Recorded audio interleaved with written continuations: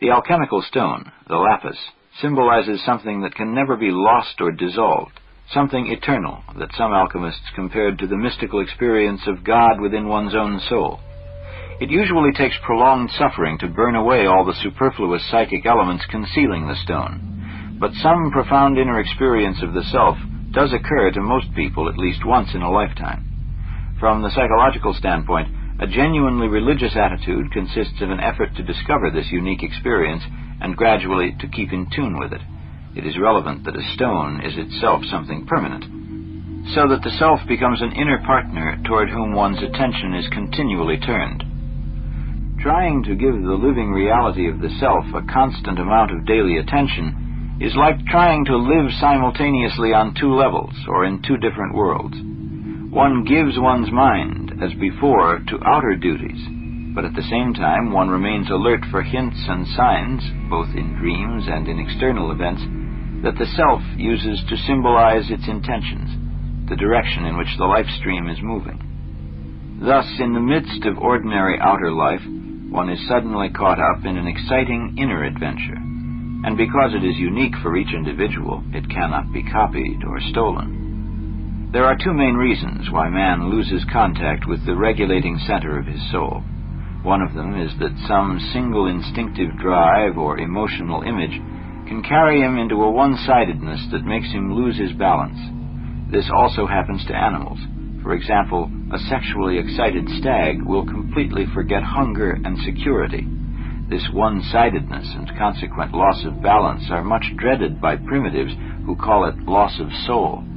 Another threat to the inner balance comes from excessive daydreaming, which in a secret way usually circles around particular complexes. In fact, daydreams arise just because they connect a man with his complexes. At the same time, they threaten the concentration and continuity of his consciousness. The second obstacle is exactly the opposite, and is due to an over-consolidation of ego consciousness. Although a disciplined consciousness is necessary for the performance of civilized activities, we know what happens if a railway signalman lapses into daydreaming. It has the serious disadvantage that it is apt to block the reception of impulses and messages coming from the center. This is why so many dreams of civilized people are concerned with restoring this receptivity by attempting to correct the attitude of consciousness toward the unconscious center or self.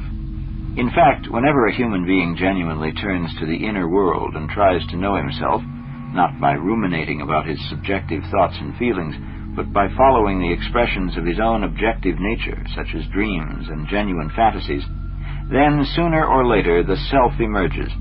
The ego will then find an inner power that contains all the possibilities of renewal.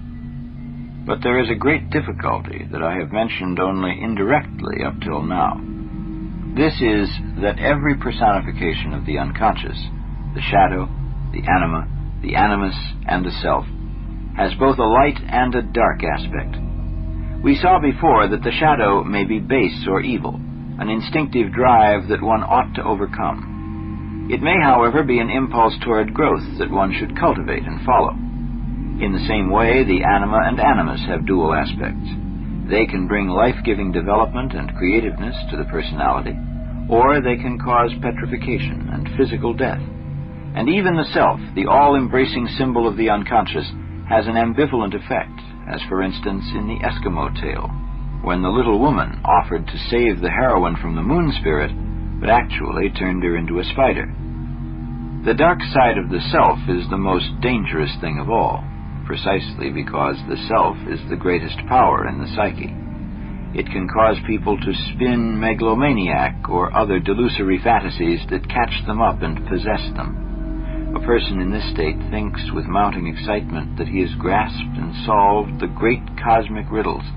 He therefore loses all touch with human reality.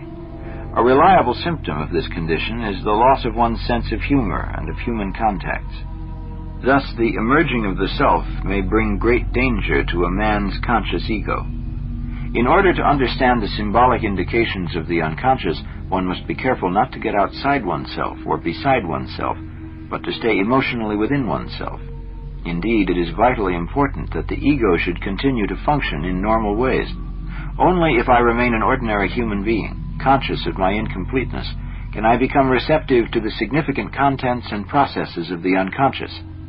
But how can a human being stand the tension of feeling himself at one with the whole universe, while at the same time he is only a miserable earthly human creature?